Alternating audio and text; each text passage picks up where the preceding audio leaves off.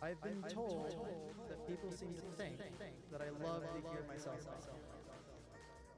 And it is very true. I do love to hear myself talk. They'll never get me to admit it, but I do. Let's see what Delphang has for us and go from there. Did they change? I thought I got this from somebody else, or got this directly from WaterC. Oh, WaterCS2 is the Valve video. I'm an idiot. So, Delphang, let's see what we got. Tell me about Crimson Desert. Not even a week after publishing what is probably... Also, sorry, I hate to interrupt, but I'm going to interrupt here. I have changed some of my video settings, my audio settings, so please let me know if it's too low or too loud. I'm thinking likely it might be a little too loud, so let me know, all right? Probably the most consequential bad review in recent gaming history. A review that crashed Pearl Abyss's stock 40%, that was substantially written about things patched away in 72 hours. Let's see real quickly, because I think that it's important. What did IGN rate? What did IGN rate Assassin's Creed Shadows? An 8. What did IGN rate Concord? I just want a number. Just give me a fucking number. A 7 out of 10. What did IGN rate Star Wars Outlaws? A 7.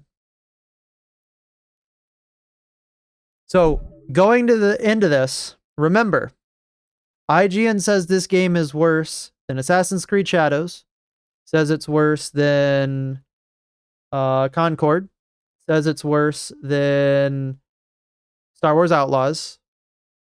What did IGN rate? Oh, but it, believe it or not, it's better than X-Fato.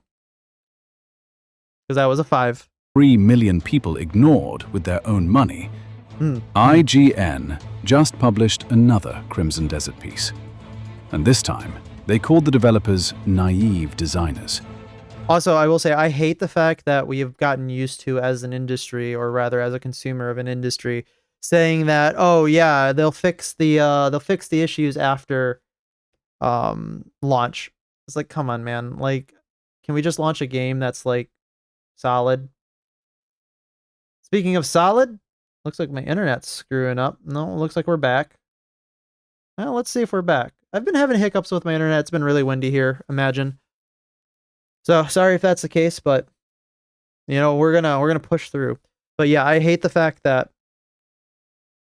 games have been releasing with little to no quality control when it comes to their glitches and stuff. But, you know, they have been fixing it, which is a lot more to say than most games that leave their glitches to fester for like, oh my god, some of them fester for years. I want you to sit with that for a second before we go any further. Sure. Naive designers. The studio that spent 8 years building one of the most technically complex... Solid? When you can't even say that? How do you mean? What did I know you're like we're on shifted planes here. I know, and I still haven't figured out how to time YouTube chat up to me. Visually extraordinary, seamlessly handcrafted open worlds this medium has ever produced. Naive designers. Written with complete confidence by someone who has never written a line of code, never designed a single game system, never taken one creative risk in the medium game developer, or sorry, games journalists don't have anything that they do that's like professional existence, of merit. Whose platform, whose audience, whose... I don't know the reference. Are you talking about Metal Gear Solid? I'm not gonna lie. I know. Sue me. Never played Metal Gear Solid. Know a lot about it. Well, I know a little bit about it. But I haven't played it. Institutional power exists precisely because Pearl Abyss did the hard work, and 3 million people wanted to experience it. Without the studio's building and us consuming, there is no IGN. There is no platform. Thank you, Nova, for your stunning and brave insights. There is no institutional authority. The whole apparatus is entirely downstream of the thing it's condescending about. True. And they called those developers naive. And this is why people hate the games journalists industry. Because it's not only that they're out of touch, but they're out of touch with an air and a source of power that is undeserved. Nobody ever likes to see that. And quite honestly, I think we now have started to have a learned intolerance of them. We don't tolerate their stupid opinions, and every time they put out a review, it's just a joke. Everybody knows they're a joke. Honestly, I think even IGN knows they're a joke. I think at this point, they're doubling down on being the joke because they're making money off of it. I wouldn't put it past them. So I want to ask the question nobody at IGN seems to have asked before publishing this. Nope. What exactly is this confidence built on? Because 20 years ago, sure. 20 years ago, IGN served a real and legitimate function. This is true. You couldn't watch 40 hours of gameplay on YouTube before buying. That's You couldn't also pull up a very Twitch true. stream of someone 200 hours deep in a game. You couldn't read 10,000 Steam reviews from actual players who bought it with their own money. The information gap was real. The institutional access was. To be fair, there were a lot of other alternative methods of trying to figure out whether or not a game is good, but usually those also were controlled by major industry powers like Nintendo Power. I mean, I think IGN even had a magazine. Like I think God, I still have somewhere in my like parents' basement a bunch of like old gaming magazines that like, I would only get them occasionally. My parents didn't get them a lot for me, but I've got like one or two that I would thumb through like, I don't know, maybe once a week because, I wanted the games. I wanted to see what was happening. And it was awesome to have because like you had all this stuff in front of you. It showed a bunch about the games, but it definitely was a lot more sparse than it is today, for better or for worse. Real. Review copies, preview events, publishing infrastructure, the ability to reach millions before anyone else could. Mm-hmm. The authority had a genuine foundation, and it earned its place in this ecosystem. But what is that foundation in 2026? And like, I don't know if he's going to go on to talk about this, but it's more important to kind of like really make sure that we hammer home everybody back in the day who was writing for these, journalist outlooks and stuff like that, quite likely and most probably had their own biases and opinions.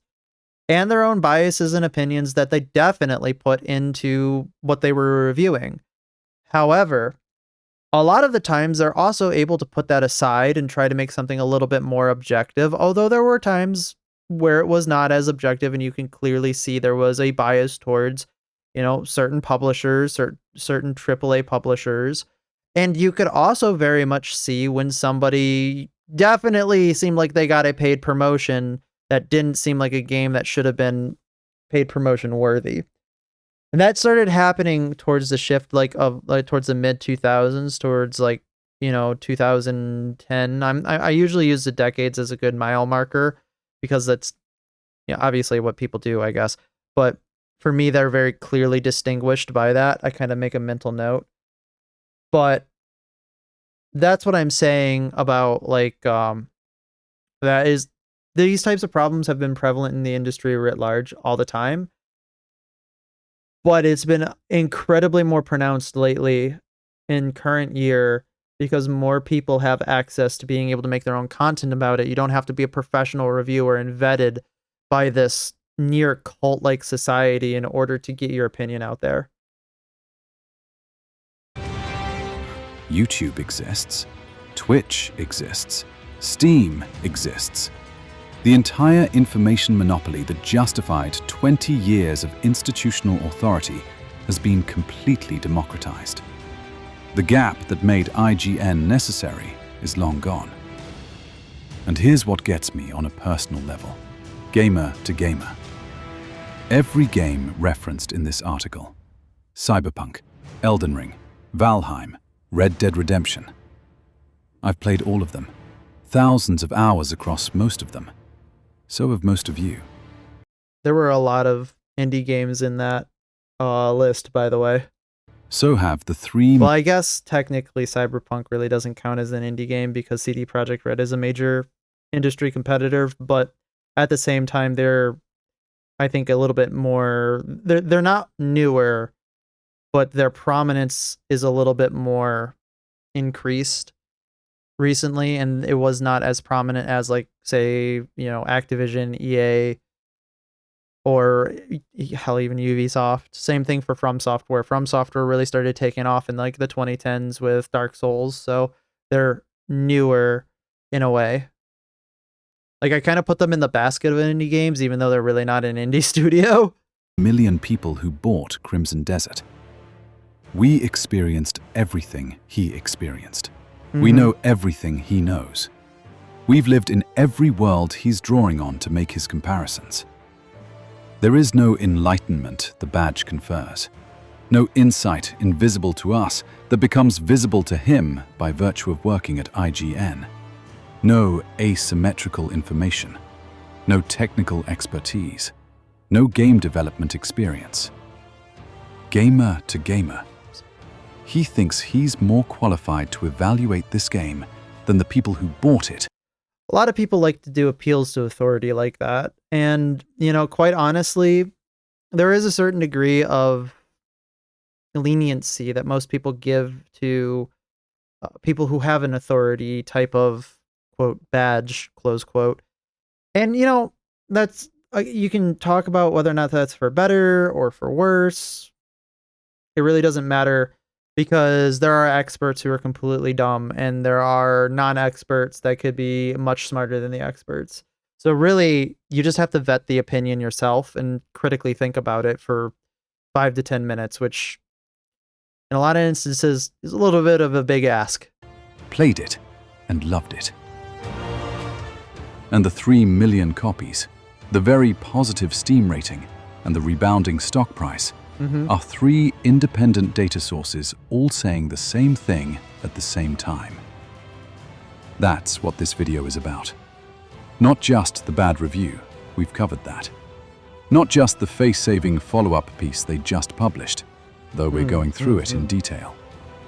It's about the specific quality of arrogance that makes both of those things possible. Arrogance is the a good kind word that to only describe survives who they are. when it goes unchallenged long enough. And I would to know stop I'm the most feeling arrogant like person that I know. And start feeling like authority. Let's go through it. Take it from me, I'm a The professional very first arrogant. sentence of this article is, love it or hate it, there's no denying that Crimson Desert has suffered something of a rocky launch. Rocky launch. 2 million copies sold on day 1. So, again, if we're going to be looking at pure statistical numbers, they did fine. Like, there was a lot of people who bought it, that pre-purchased it, and played it. And continue to play it. It did, however, have some technical problems. Like, that is a practical reality. And a lot of people have a hard time living in a world where 2 things can be true at once. It can be true. They released well, and they had a lot of problems, from what I hear. Especially in a way that some of the menus and systems were designed, and some of the, they had some minor balance issues. Maybe moderate balance issues, because some people were very much complaining about that. That's okay. You can admit both of those things. They can both be true. I played on launch day and had a blast. Sure. The only thing rocky about this launch was legacy gaming media manufacturing informational chaos and calling it criticism. Which can And also I want have you been to a thing. notice what was in the original review and what wasn't. Controls, inventory management, boss difficulty. Every complaint was about surface-level friction, the kind of stuff any Inventory management is not surface level friction. I'm going to disagree a little bit with that slight assessment, because a lot of people have their stopping moments in games when the game gets in front of being able to play the game. And that is truly the case. In fact, some people are willing to face tank it and play it, but that's a quit moment for some people. It is what it is. So it really is a little bit of a problem. But is it as big as a problem that IGN made it out to be? I don't know. We'll see. Crimson Desert also has an issue where people expect an RPG, or where people expect an RPG, despite never saying it was, and got an action adventure a la Red Dead. I don't know. I can't speak to that, mostly because I don't know if that is or isn't the case. Again, like I said, I never played it, so I wasn't expecting anything from it. But if that is the case, which I could see that very easily being the case, because it happens with a lot of other games, then that is unfortunate. And studio But not patches Crimson away in the Desert's first fault. week. Pearl Abyss did it in 72 hours. What was never in the review? Huge, by the way. The artistic vision. Huge The that sheer they were technical able to achievement fix that of a in 72 seamless hours. open world at that scale and beauty. The genuinely original design philosophy. None of the things that will still matter about this game in 10 years registered. Just the surface. Yeah, because they don't want to talk Just the about stuff that. that was gone before the review was even cold. And now look They at... don't want to talk about that because they definitely wanted the review to go in a direction, right? So they're using the part of their article that should have been there that wasn't mentioned to inform the game, or rather to inform the gamer who's reading this, or to negatively inform the gamer who's reading this about not the good aspects of the game. It's definitely a way of bending a message, and it's incredibly manipulative. Like, I'm going to be completely honest. I've seen people do this where they're like, I'm just not going to tell the full truth. I'm not going to give any good things about the game, because if you give nothing good about the game, then people can't assume that it has good things. Or rather, the uninformed cannot assume that it has good things. It's very slimy. It really does make me... It doesn't make me distrustful, because I've already been distrustful of them, but it really does make me dissatisfied with how they're allowed to do such a thing. what this follow-up piece is actually doing. Everything that dominated the original review, the controls, the inventory, the boss difficulty, has been patched away. That's good to hear. So the rocky launch... Because like I said, that was a big problem for a lot of people on launch, and I've seen some people play, like, I didn't watch the whole playthrough, but I took their feelings on it at the very end of their videos, just to see generally how it launched. They all said the same thing, you know, some balance issues, inventory management was a headache, and if they fixed that in 72 hours, my first criticism would be, why wasn't that fixed in the first 72 hours when it was launched?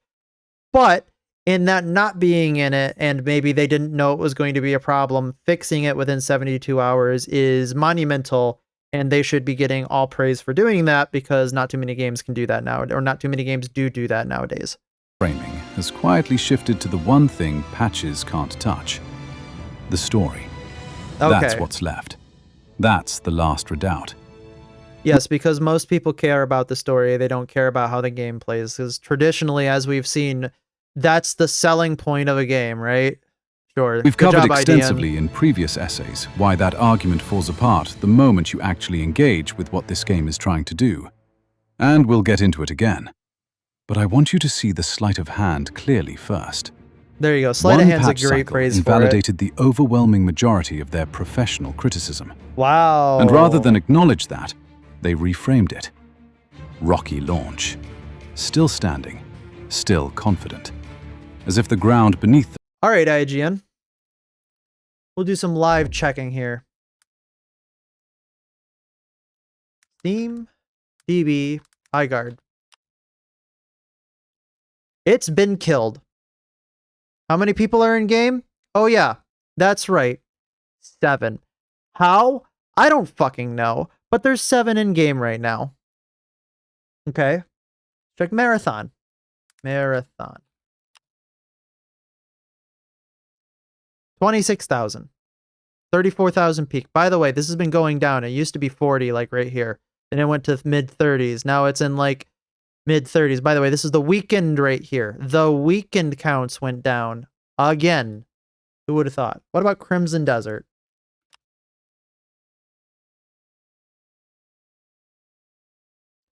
$156,000 with a peak of 186,000 on the weekend. Huh. Man. Jesus. Who would have thought? Certainly not I. them hasn't completely shifted. Rocky launch my ass. Then we get to the paragraph that make me stop reading and just stare at my screen for a moment. It's unclear if the development team has had to break their backs to do this. Think about what you have to believe about yourself to write that. By the way, that's purple prose. That's like, that is a way of framing something with emotion that basically is trying to sway the reader. Sentence. Pearl Abyss, a studio whose stock crashed partly because of a review I can't believe substantially that written made it about into an things they IGN. then Well, I can, fixed because in they're a bunch 3 of days, hacks. came back, listened, worked, and turned the entire conversation around in under a week. Imagine. And the response is to wonder, in print, whether they had to work hard to do it. That's not neutral. That's a power move dressed up as a throwaway. Well, the way that they also worded it was in such a way to make you think that they didn't actually have to work hard for it. They're using an intellectual or rather linguistical sleight of hand in order to make you feel or to devalue the work that might have gone into it by saying it in such a way that is dismissive. At least it seemed dismissive to me. It's the kind of sentence that lets you condescend to someone There while you go. maintaining complete plausible deniability about having done it. And then, assuming that's true, it would also mean that Pearl Abyss didn't see the glaring issues in Crimson Desert's design, be that a result of poor internal testing, naive designers, or simply not seeing the wood for the trees. Imagine. Naive designers. What? Like, the worst part is like I said, it has a kernel of truth to it in the sense that they definitely had some issues with some of the way that they designed things that, as any game developer would say, is a blind spot of people who have been testing a game and are intimately familiar with its systems and the way that it works. And they think something's great, but once it gets to contact with the players, they find out real fast that they were only used to the jank of the game and that there needs to be some significant changes in order to make it more playable for people. And the way that IGN is framing it is, well, how could they have not figured this out? When the fact is, every game goes through that. Imagine. Technical background, what engineering expertise, what game development experience sits behind the confidence required to call the people who built this naive? The answer, as far as anyone can establish, is a media degree. That's it. Yeah, That's the what a foundation. useful degree. Oh no. Something happens in the middle of this article that I think is the most revealing moment in the whole piece. After walking through the patches and grudgingly acknowledging that they worked, fast travel improved, storage box transformed the crafting loop, boss difficulty adjusted, they write this sentence. If you already like Crimson Desert's approach, I think there's a genuine possibility that it could be a contender for your Game of the Year by the summer. If you already like Crimson Desert's approach, then I think there's a genuine possibility that it could be a contender for your Game of the Year by the summer. Okay. Honestly, if somebody said that to me, I think the first thing that I would say is, listen here, bitch. Okay, you and I are going to have some words. Because I know exactly what you're trying to do. You're dismissing the fact that it is, in a way, much better than you want to give it credit for by calling it my Game of the Year. Now, I'm not even going to say that Crimson Desert can be Game of the Year. I don't know. I have never played it. I don't intend to play it. If it makes Game of the Year, good for them. I'm happy for them. If it doesn't make Game of the Year, oh well. Maybe better luck next time. But if you're saying that it's your Game of the Year, brother, now you're just trying to be an asshole. Genuine possibility that it could be a contender for your Game of the Year by the summer. Your Game of the Year. Imagine. Not the Game of the Year. Yours. As in, For people like you. For people People like with you. your particular Imagine. taste. People who enjoy this kind of thing. Read that again and feel exactly how much condescension is packed into one word. It is not condescension. It is antipathy. They hate you. They hate everything about you. And that's okay. Because they can be a hateful person over there. I'm going to be a loving person over here. And love games no matter what they are. Because that's better for me. Sure, I have my preferences. Sure, I clown on bad games sometimes. But genuinely speaking, I like to give everything a chance. I like to give everything, something at least good that they can take away from.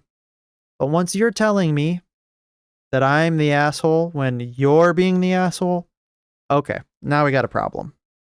They didn't correct the 6. They didn't reconsider. They just graciously extended permission for a certain type of player to enjoy a certain type of game. The hierarchy is complete.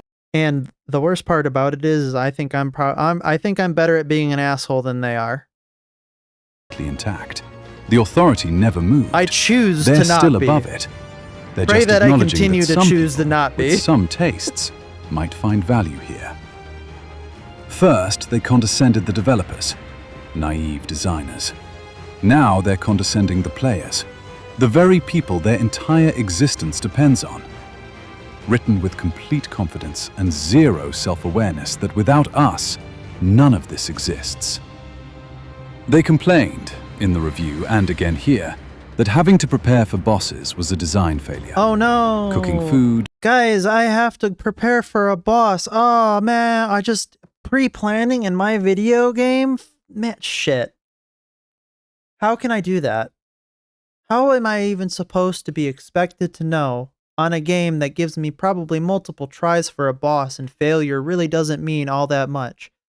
How can I just all these items? What am I supposed to I can't. So hard, man.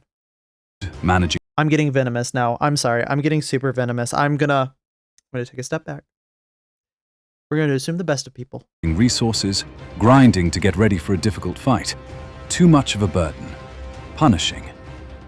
And honestly, I had to laugh. Because the preparation in this game isn't a separate grind you stop and do. It's just what happens when you're actually playing. I would assume You're exploring, picking up ores naturally, buying mats from NPCs on the road, upgrading gear organically. By the time you reach a boss, you have more than enough if you've been engaging with the world at all. The reviewer made it sound like he had... Which, by the way, is good game design. If you're like good in quotes, because it depends on what type of game you're making, of course, because everything depends on that.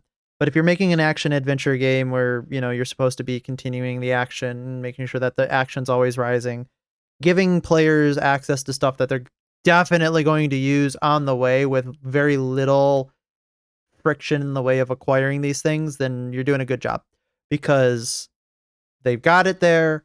They don't have to break the, immersion chain of action in order to go farm things out. That's good game design. It really just is, because it puts together all of the pieces in a cohesive package and reduces the friction for the player. At least that's design principles as far as I've been known to be, or known them as classical video game design principles. Which, of course, again, like I said, depends on your game, depends on how you want to break them, if you want to subvert them or what have you. But it's classic. To stop everything and dedicate hours to farming. That's not the game.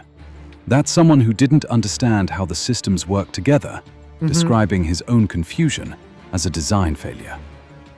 And this person called himself a hardcore Souls player. But I would love to see them play a Souls game. I don't know if I could handle it. I'm going to be completely honest. Like, again, this is a no flame moment right here. But when I say I don't know if I could handle it, I love Souls games. And generally speaking, when new players play Souls games, I like watching them because it's interesting. You see like all of the problems and setbacks that you as a legacy player have had, and you can empathize with it. And it's fun to watch and fun to share that game with new players. But when you are a professed Souls, quote, veteran, close quote, like this, and you're saying that, you're a tryhard, what have you, and you are coming at it from a place of authority, okay, gloves are going to come off, because now you're trying to utilize this in a way to cudgel me to accepting your opinion. All right. Now we got another problem, brother. Here's what makes this particularly pointed. Pearl Abyss listened anyway. They nerfed the bosses. They fixed the inventory. They added the storage. They responded with extraordinary speed and genuine care. And IGN is still standing by the 6. Because institutional arrogance doesn't update when reality pushes back. It just keeps going. Still certain, still confident, still writing think pieces about whether the patches were enough, rather. I don't think games journalists should be able to write think pieces. I don't know how important that is for them. I think they should just be sticking purely to factual matters rather than think pieces. Than asking whether the review was. And then we get to the part that I think most completely exposes the limits of how these outlets actually think about games. Their argument is that Crimson Desert's story is a fundamental creative failure. Not technical, not a launch window issue, but baked into the bones. And to explain why, they invoke Cyberpunk 2077. Okay. I've played thousands. I have heard mixed reviews on the story. I'm not gonna lie, I have. I've heard some people really liked it. I heard some people really didn't care for it. But you don't sell a game solely on the story. So take that for what you will. I don't know. Could be good, could be bad. I don't know. Oh no, I forgot my stream buddy. I was gonna have my dog in here as a stream buddy today, but forgot to grab him. I might grab him after this video. Of hours of He's been a good boy. Cyberpunk is a cinematic experience first, and an open world second. That's the design philosophy, held completely and executed brilliantly. Every decision serves that vision. When you're in a Cyberpunk cutscene, you're not being taken out of the game. That's true. You're in the deepest part of it. Yep. That conviction produced one of the greatest games ever made. Crimson Desert. Is Cyberpunk 2077 one of the greatest games ever made? I don't know if I could agree to that. And I'm not saying that I don't think I can agree to it because it's necessarily a bad game. I think because in order to make a qualitative and quantitative argument for that, you're going to have some hurdles because there are some other very, very good games that could qualify as greatest game ever made. Is it in the basket of greatest games ever made? I don't know. I enjoyed Cyberpunk 2077. I don't know if I would think that the story was... I don't think the story was anything that was massively, like, subversive or like the greatest thing. I think that the story was okay. I think that it had some other significant problems. But if it is one of your favorite games and one of what you would say the greatest games of all times is, then, good for you. I'm glad you liked it. I think that that is a wild claim to be making as an IGN games reviewer. Has a completely different conviction. And here's the thing IGN cannot grasp. That difference is not a deficiency. It's a design philosophy. Sure. A deliberate, ambitious attempt to do something Western open-world design stopped trying to do years ago. Let me tell you what I was doing while this article was being written. I found out there was an armor set somewhere in the world. The Shadow's plate armor. Full Lich King aesthetic. Yeah, hood he was up, playing the black fucking robes, massive executioner axe. nobody sent me to get it. No quest marker, no objective, no waypoint. I just heard it existed and decided I wanted it. Yep. What followed was genuinely one of the best gaming sessions I've had in years. I rode out with Just saying, telling a player that something exists in the game, not telling them where it's at, giving them a scavenger hunt, telling them to go find it, and then the player doing that. Holy shit, bro. Guys, I think we figured out how to make fun. Oh my god, the player has their own goal and what they want to accomplish in the game. Banish the thought. just a direction. Scaled mountains that looked like the Canadian Rockies, genuinely vertical. The kind of climb where you grip the controller tighter because you're not sure you'll make it. Stumbled into a witch's hideout built inside an ancient tree trunk in the Wayward Woods. Found it completely by accident because I'd gone the wrong way. Accidentally rode through a black bear camp and got chased halfway up a mountain by what felt like an entire civilization of absolutely furious barbarians. Run. Dropped into desert canyons with waterfalls hidden inside them. Oh, cool. Found border cities that weren't on any map I'd looked at. Still on Chapter 4. Main story untouched for hours. Nothing locked me out. The world just existed, vast and alive, and completely indifferent to whether I was imagine following no the game plot. make that, guys. That's mediocrity? That's what I'm supposed to endure to get to the good stuff. And then they compare this to Starfield. Starfield is What a wild comparison. What an absolutely wild comparison. procedurally generated emptiness connected by loading screens. Crimson Desert is a handcrafted world you traverse seamlessly on horseback for hours, watching biomes change around you in real time. Putting them in the same sentence isn't analysis. It's proof the framework has broken down so completely. It's almost like they didn't even play more than an hour of Starfield, more than an hour of Crimson Desert. Man, wouldn't that be something if the playtime came out and they only had like an hour? It's producing conclusions that make no sense to anyone who has actually spent real time in both worlds. I'll be 100% fair. I know. Being fair to IGN. Being an IGN game reviewer might actually be more difficult than somebody gives them credit for. Having to play the game, we'll just say for 10 hours, and then write a print paper review of it with actual analysis, information, not only just your opinion, might actually be difficult.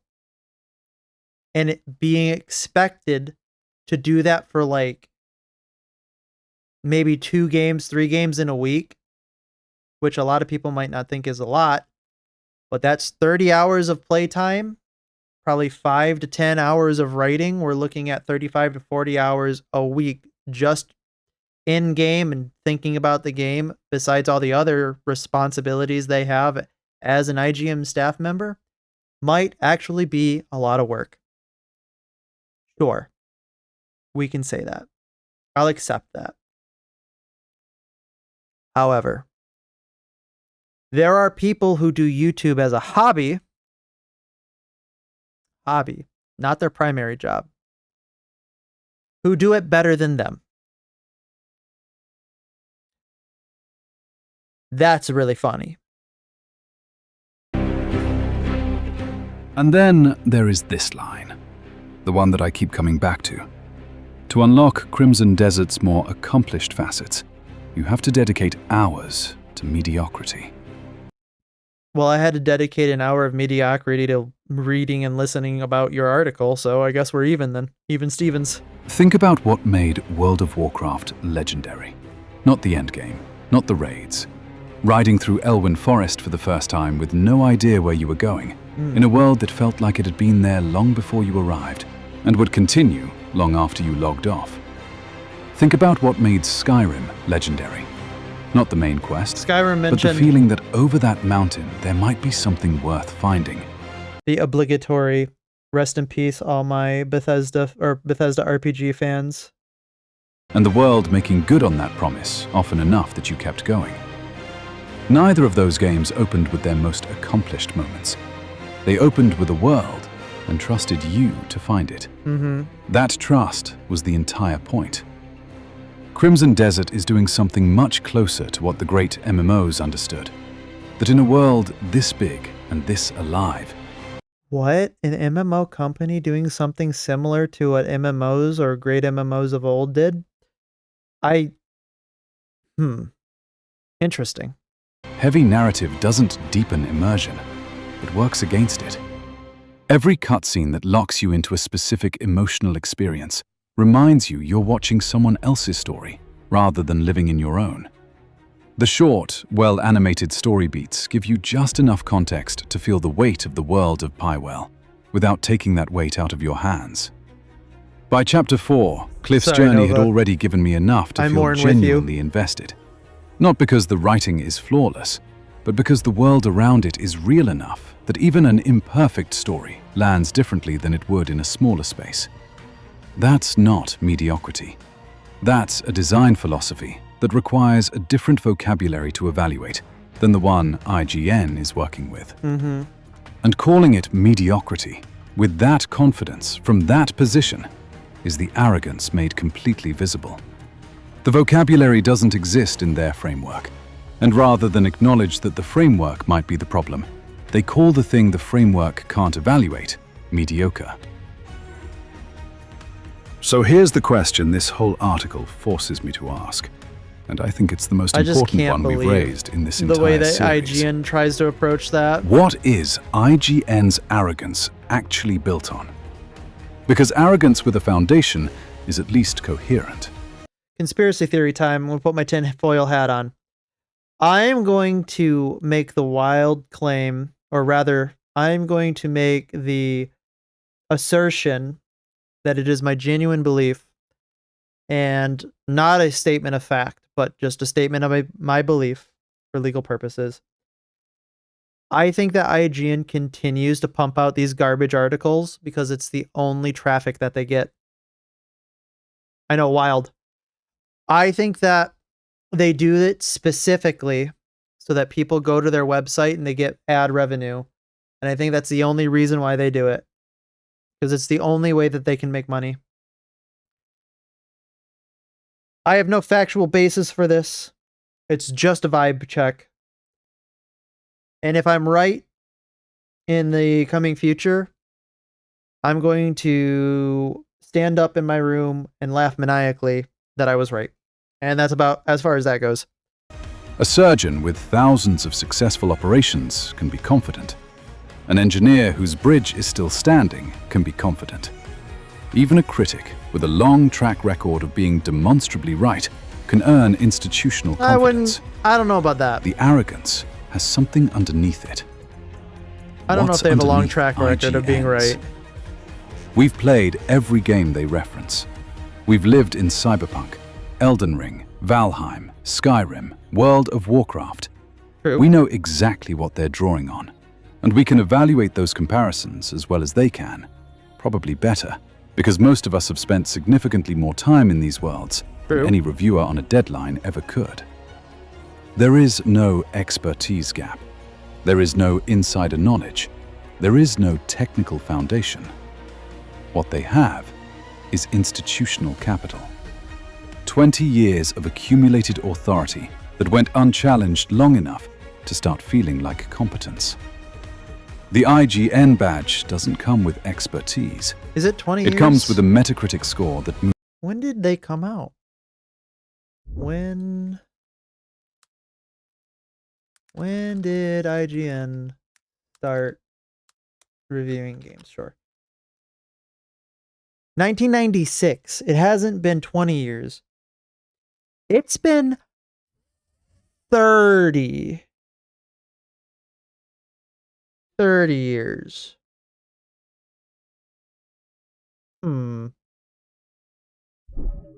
That's a long time. moves stock prices. And for 20 years, that's been enough to crash valuations, shape what gets greenlit, call Korean developers naive, completely certain of its own authority. And gamers are not an easy crowd. We are the most cynical, hardest to please, most forensically critical audience in entertainment. We have a learned cynicism because they have taught us to be cynical of them. We have a learned hardness when it comes to these types of things. It's not our fault that we're that way. It's theirs. We tear games apart for a bad frame rate. We spend hours in forums dissecting single We are what quest they design created decisions. us to be. When we defend a studio rather than tear it apart, In the sense that means we are something. willing to play that It part means the because studio we would passed a rather test play that that part very few than passed. align ourselves with them. 3 million of us independently decided, with our own money, that Crimson Desert was worth it. That's not a mob. That's a verdict from the hardest audience in entertainment. Yep. And the data makes the institutional failure undeniable. 3 million copies despite the review. Steam going very positive, in direct contradiction of the critical consensus. And most tellingly, More trustworthy than the stock recovering. IGN. Because even institutional money is now recalibrating. The market itself is figuring out what gamers already knew. That IGN's verdict on Crimson Desert told you more about IGN's framework than it did about Crimson Desert. The one thing... I mean, again, all you have to do is look towards what they like. Like, the old adage of, I know what makes you people laugh, is true. I know what makes you people enjoy, quote, a game. So I'm not going to value your opinion when you say you dislike a game. They were supposed to do, they failed at completely. And the market is learning to price that failure in. Remember, That's the collapse Assassin's of Creed Shadows institutional scored trust better than this made game. visible in data. And their response is this article. Never forget. Not an apology, not a reconsideration. A face-saving piece written with the same unbroken confidence as always. Because the arrogance only survives in the absence of accountability. So let me leave you with a question I've been sitting with since I read this piece. If IGN doesn't represent us, the gamers, and they don't make games, and the information gap that once justified their existence is long gone, and the YouTubers covering these same games have larger audiences, more hours played, more skin in the game, and are held accountable by their communities in real time. Sure. What exactly is justifying their existence in 2026? Somebody's making money. What are they actually for? Somebody's making money off of I them. don't have a clean answer yet, but we'll I do. explore it properly. And I do. Somebody's making money off of them. That is the only reason why they exist. Somewhere out there, somebody, one individual or one grouping of individuals is making money. Who is it? I don't know. Why? How much? I don't know. But it's more than $1. They're making money off of them. And you know what? I think it's time they stop making money off of them. Future video. What I do know is that the fact the question is even worth asking tells you everything about where we are. That's it from me. But before I go, once again, thank you. To everyone who showed up for this one, the comments, the shares, the support. It means everything. Man, you got it, and man. it keeps this going. And genuine thank you to Enjoy GM, a longtime partner who has supported this channel through thick and thin. Nice. If you're playing Where Winds Meet, Wuthering Waves, Genshin Impact, or any other gacha, Enjoy GM lets you top up at better rates than you'd normally get. No account login required. If you Nothing are sensitive a shared. gacha player, You there enter you go. your UID, pick your amount, pay, and you're done. I don't know. Link is in the description. Community Discord and everything else is down. I cannot validate or vouch for the efficacy or integrity of any services that are being advertised by any other YouTuber. I just want to put that out there that any attempts or trying on any other type of platform is yours and yours alone. I have not personally interacted with it, so I don't know what it's like. there too. Until the next one. We're lagging again. Peace. Peace, peace. Boom. For Oops. over a decade. Nah. Well, that was definitely an interesting video. Feels scammy to you? I'm not going to call it a scam because I don't know. If it's asking for your UID, I am going to caution everybody to be careful with your user ID and your information. And anything that you put it in, including but not limited to any type of video game, any type of email service that you don't know or trust, anything that could even tangentially be possibly related to a scam.